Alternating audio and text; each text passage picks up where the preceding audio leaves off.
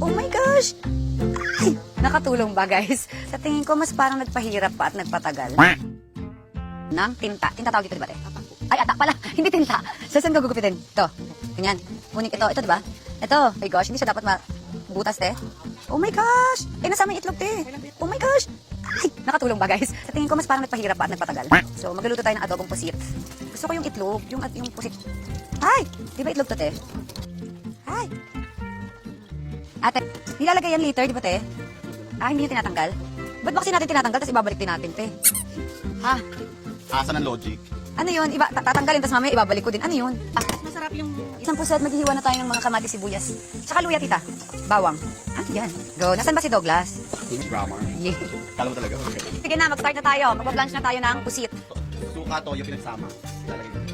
Water na may suka at toyo, tapos iba-blanch ko yung pusit. Lalagay na natin ng pusit, iba-blanch lang natin. Woo. Ayan, pakuluin lang po natin siya ng 5 minutes. While drinking Mukhang pusit. Simulan na natin ang... together. Yep. Ay!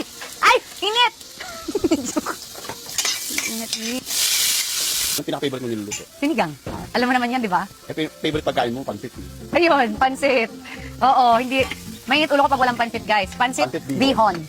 Kahit walang pagkain, basta may pansit bihon, good mood tayo.